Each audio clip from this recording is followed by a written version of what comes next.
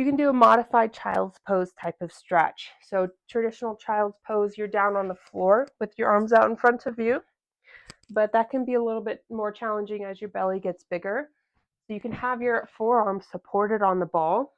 I like to have the feet together underneath you, underneath your butt, but your knees nice and wide, so about to the edge of the mat or maybe slightly wider, depending on the length of your legs.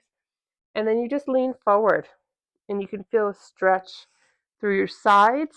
So you might feel it through your shoulder, you might feel it into the side of your lower back, you might feel it through the center of the spine here. And all that's great to help get some better positioning and keep some flexibility through the hips. Now, I think it's really nice to kind of rock back and forth in this position.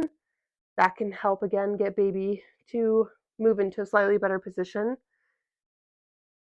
And if baby is starting to get through the mid pelvis where the baby's now descending towards a birth, this can be really nice to do some laboring in as well. So you can get into this position and just rock back and forth to help encourage baby to descend through the mid pelvis a bit better. But if you're just doing this to prepare for labor, you could just relax here and stretch if you'd like. Work on some deep breathing down into the pelvic floor, just like we practiced on the ball earlier.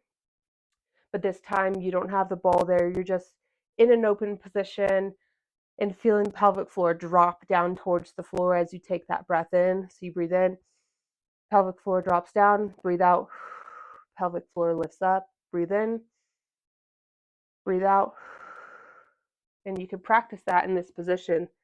That's a really great position to stretch and get ready for the front of the pelvic floor to let baby descend out, because that front of the pelvic floor has attachments to your inner thigh muscles. So if you're really tight through your inner thigh, that could pull on that front of the pelvic floor and make it a little harder for baby to descend out into the world. So stretching with the knees wide is really great to help open up and stretch the pelvic floor, but also the inner thigh as well. You can play around with it. Rock side to side if you'd like. You can just practice rolling in and out of that position, which can be really great too. Whatever feels good, or just holding and breathing. You can also do this on hands and knees as well.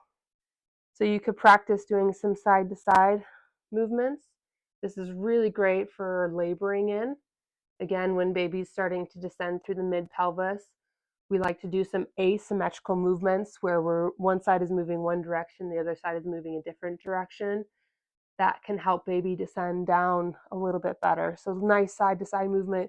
You can kind of go forward and back on your feet, and just do whatever feels good. You know, you could do some of the cat cow here as well in a supported position on the ball.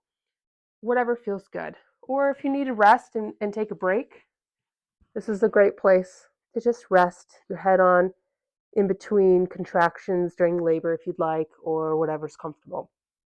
So those are some things you can do with the ball.